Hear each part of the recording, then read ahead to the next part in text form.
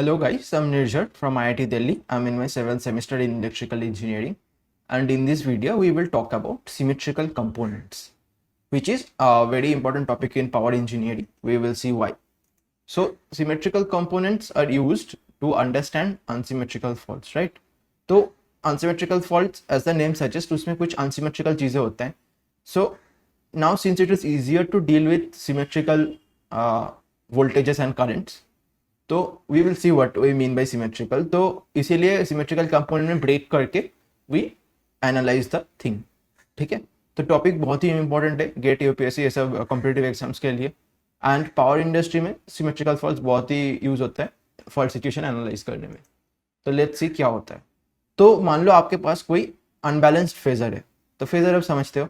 Now we have seen in three phase system की ये balanced होता है. बैलेंस्ड यानी सब फेजर 120 डिग्री के डिफरेंस में होता है and it's in the sequence A B C, right.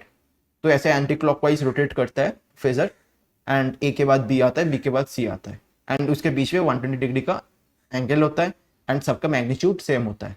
तो this is balanced case. But अगर आपके पास अनबैलेंस्ड फेजर है तो उसको हम कैसे एनालाइज करेंगे. तो what we can do is break the unbalanced phasor into three symmetrical phasor. ठीक है, जैसे आपको सारी चीज में सिमेट्री पसंद है. ठीक है, केक आपको राउंड चाहिए. ठीक है, आपके लैपटॉप में अगर स्क्रीन का एक साइड बड़ा है एक साइड छोटा है that will not look good. So इसीलिए we will try to come up with situation जहाँ पे एक अनसिमेट्रिकल चीज को हम सिमेट्री में ब्रेक करके एनालाइज करेंगे. तो इसीलिए what we will do is तीन चीज में ब्रेक करते हैं. एक है पॉजिटिव सीक्वेंस. पॉजिटिव सीक्वेंस का मतलब क्या है. ए के बाद बी आएगा, बी के बाद सी आएगा. तो if we see it is rotating like this, right. तो ऐसे एंटी क्लॉकवाइज घूम रहा है और इसके बीच में एंगल 120 डिग्री है तीनों के बीच में. तो these are balanced, right. Magnitude भी सेम है इन तीनों का. तो दीज आर 120 डिग्री एंड ये ऐसे घूम रहे. पॉजिटिव सीक्वेंस ए के बाद बी के बाद सी. ठीक है, फिर एक होगा नेगेटिव सीक्वेंस. नेगेटिव सीक्वेंस क्या होगा. इसके बीच में भी 120 डिग्री होगा और मैग्नीट्यूड सेम होगा. बट इसमें देखो आप ए के बाद सी आ रहा है तो ए ऐसे घूमेगा. तो ए के बाद सी आएगा, सी के बाद बी आएगा. तो this is A C B. तो ये नेगेटिव सीक्वेंस है. और लास्ट में क्या है, पॉजिटिव हो गया नेगेटिव हो गया, अब बचा क्या, जीरो, राइट. तो जीरो सीक्वेंस क्या है. जीरो सीक्वेंस में जो तीन फेजर है वो साथों साथ है, उनके बीच का एंगल जीरो है. ठीक है, A zero B zero C zero और उसका एंगल बीच का एंगल जीरो है एंड मैग्नीट्यूड सेम है. तो these are three phasors, right. तो ये जो तीन बैलेंस फेजर में हमने इसको लाइक ब्रेक किया है. If you superpose this, right, अगर हम सिंपली सुपरपोज करेंगे तो उससे फिर ये अनबैलेंस्ड फेजर मिल जाएगा हमें. So this is nothing but superposition of three sequences. Magnitude of each sequence can be different. तो मतलब दिस इज कॉमन सेंस ना, कि अगर तीनों का मैग्नीट्यूड अगर सेम हो गया तो डजेंट मेक एनी सेंस, क्योंकि A1 A2 तो ऐड हो जाएगा बट B1 और B2 में लाइक कुछ कैंसलेशन होगा, कुछ मतलब रैंडम चीज़ें होगा. You can't like I mean जो आपका फेजर गिवन है आप एडजस्ट नहीं कर पाओगे उसमें लाइक लाने में. ठीक है, इन तीनों का सुपरपोजिशन इक्वल्स टू वो करने में you won't be able to adjust it. तो इसीलिए they have to have different magnitudes, right, each sequence के बीच में. But within a sequence all components will have same magnitude. ठीक है, मतलब पॉजिटिव सीक्वेंस में A1 B1 और C1 इक्वल मैग्नीट्यूड में होगा but A1 and A2 need not be of same magnitude. And ये तीन इंडिपेंडेंट चीजें हैं. ठीक है, तो पॉजिटिव सीक्वेंस में कुछ चेंज होता है तो that will not impact negative sequence का change and so and so forth. ठीक है, अब वोल्टेज इक्वेशन देखते हैं. Voltage equation we will write like this. VA equals to nothing but VA0, that is zero sequence voltage plus positive sequence voltage plus negative sequence voltage. Similarly VB and similarly VC. अब important चीज ये है, let's define an operator A. This is small a. This is nothing but one angle 120 degree. Basically आप कोई भी complex number है आपका z है, तो if you multiply it with a तो this is nothing will happen but z का जो एंगल है वो 120 डिग्री इंक्रीज हो जाएगा. ठीक है, तो z का एंगल अगर डेल्टा था तो this will become mod z angle delta plus 120 degree. ठीक है, तो this is what is this operator for. अब ए स्क्वायर क्या होगा, ए स्क्वायर वन एंगल 240 होगा. अब करके देख सकते हो ए क्यूब होगा one angle 360. This is nothing but one, right. तो देखते हैं अब आके So what happens is so we can write VB1 is nothing but a square VA1. याद करो आप पॉजिटिव सीक्वेंस में, this was A, this was B, this was C, A1 B1 C1. तो A1, ठीक है, A1 का angle 120 degree increase करने पे you get B1, right? So B1 is nothing but following A1 by 120 degree. So VB1 is your A square VA1 and VC1 is your A into VA1. So C1 is, ठीक है, जैसे यहाँ से भी आप देख सकते हो 120 फिर 120, ये 240 है, तो सॉरी यहाँ से आप करते हो तो this is nothing but 120 degree आगे है A1 से, राइट? तो this are the two equations for positive sequence. Actually, like I mean we see it this way. मैंने यहाँ पे आप इस साइड से ना देखो, since like I mean the things are rotating this way ना, तो this way should be the positive angle. तो A1 जो है C1 is ahead of A1 by 120 degree, तो C1 is A1 into VA1 और B1 is 240 degree. So यहाँ पे 120 फिर यहाँ पे 120, तो 240 ahead of A1, तो B1 is A square VA1, right? अब देखते हैं VB2. नाउ नेगेटिव सीक्वेंस के लिए क्या है? नेगेटिव सीक्वेंस में ये A2 है, ये C2 है, ये B2 है. तो B2 जो है ये 120 डिग्री आगे, तो B2 will be A into VA2 और फिर C2 is A square, right? ये दो इक्वेशन है नेगेटिव सीक्वेंस के लिए, और जीरो सीक्वेंस के लिए तीनों साथों साथ है.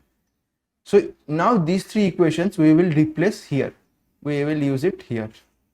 लेट्स सी उससे क्या होगा. तो V1 हो गया क्या, VA हो गया, VA0 VA1 VA2 जैसे था वैसे.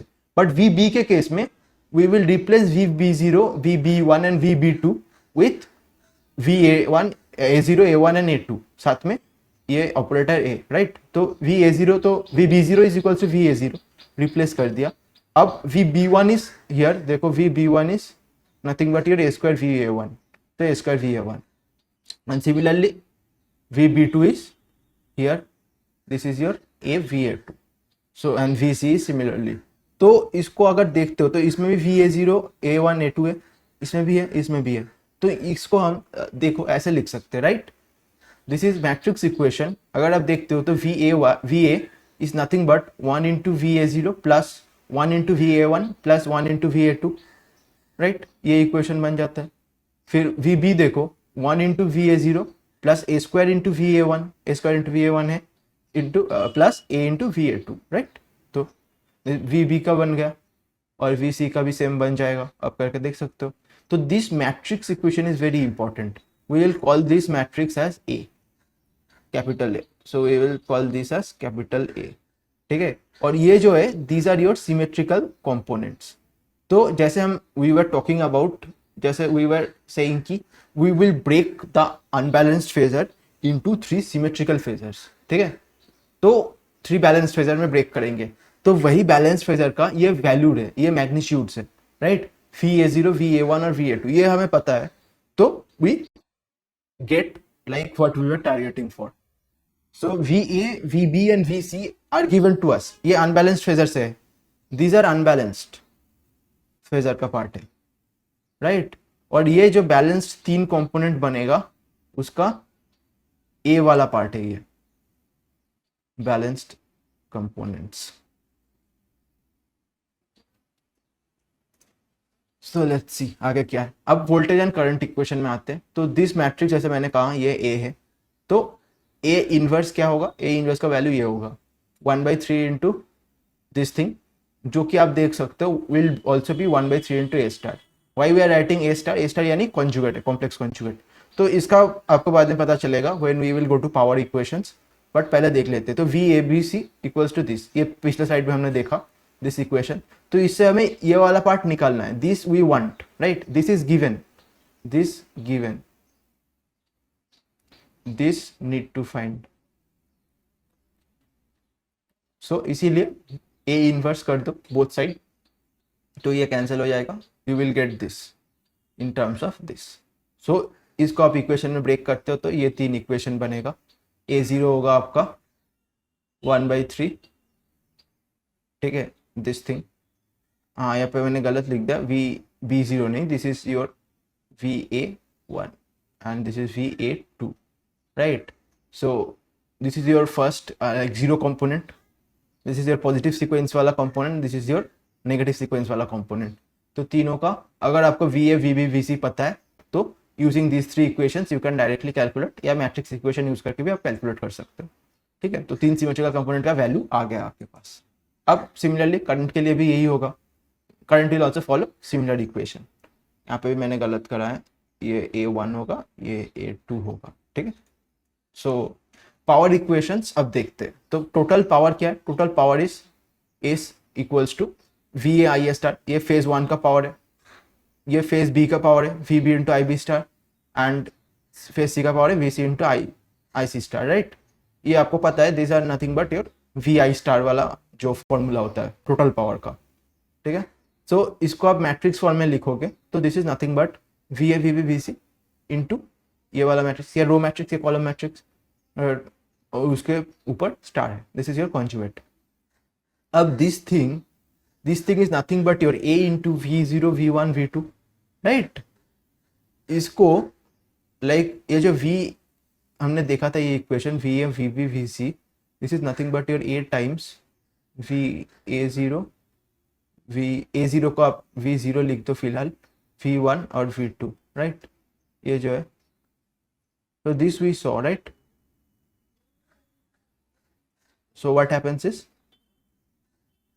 अब जब इसका ट्रांसपोज होगा तो ये पूरी चीज का ट्रांसपोज होगा, राइट? क्योंकि लाइक ये जो है ये एक रो मैट्रिक्स है, तो ये कॉलम मैट्रिक्स का ट्रांसपोज लगा के हम रो मैट्रिक्स कर देंगे और फिर इस पूरी चीज का ट्रांसपोज होगा. सो अब ट्रांसपोज का प्रॉपर्टी आपको पता है कि जैसे दो चीज का प्रोडक्ट का ट्रांसपोज है तो वो रिवर्स ऑर्डर में हो जाता है. तो this will be nothing but ये जो V0, V1, V2 वाला पार्ट है इसका ट्रांसपोज इनटू A ट्रांसपोज. तो इसको ही मैंने यहाँ पे लिखा पहले, फिर इसके बाद दिस मैंने ब्रेक करके लिखा. और ये स्टार वाला part similarly IA, IB, IC है, तो IA, IB, IC का जो इक्वेशन होगा similar to VA, VB, VC होगा, तो A into I0 I1, I2 होगा, तो उसको ही मैंने लिख दिया. उसके ऊपर होल स्टार है, तो स्टार इंडिविजुअली ब्रेक हो जाता है, स्टार में कोई रिवर्स नहीं होता है, तो A स्टार हो गया और I0 हो गया. तो ये देखो अब A transpose into A star. अब देखो A transpose, if you see in the previous slide, A transpose, A is a symmetric matrix, तो this is nothing but equals to A transpose, right? एक सिमेट्रिक मैट्रिक्स है, तो symmetric matrix में A और A transpose same होगा. तो A transpose को आप A लिख सकते हो, तो you can write this as A. और A स्टार को हमने क्या लिखा था? A star was nothing but 3 times A inverse. A star is equals to 3 times A inverse, ठीक है? तो ये क्या हो जाएगा? ये A है और ये 3 टाइम्स A इनवर्स है, तो 3 ऑफ I3 हो जाएगा. I3 is your identity matrix. तो I3 हो गया, तो इसको आप निकाल दो. I3 मतलब 1 है, उसको निकाल दो, तो ये 3 और बाकी बचा क्या? V0 into I0 star plus V1 into I1 star plus V2 into I2 star. तो अ वेरी लाइक ये जो रिजल्ट है ये बहुत ही लाइक ब्यूटीफुल रिजल्ट है, क्योंकि देख सकते हो पावर का जो अनबैलेंस्ड फॉर्म था उससे हमने अब ब्रेक करके बैलेंस्ड फॉर्म में लिख सकते हैं. तो this is kind of like, इसका मतलब ये है कि टोटल पावर जो फ्लो हो रहा है, ठीक है, वो 3 टाइम्स है इंडिविजुअल सीक्वेंस का जो पावर है, यानी पॉजिटिव सिमेट्रिकल पार्ट का, पॉजिटिव सीक्वेंस का, नेगेटिव का और जीरो का, वो तीनों पावर का, ठीक है, 3 times is your total power flowing in the circuit. तो ये this is a nice result. तो this is our power equation. So this was all about voltage and current and power equation in symmetrical component form. So इसके आगे हम देखेंगे कि इसको use करके how we analyze unsymmetrical faults. But ये जो symmetrical component का idea है, I hope you guys got it, could understand what it was and इसमें कैसे करना होता है, mathematics का होता है इसका. So that was all for this video. Keep learning with 9 pointer. Thank you.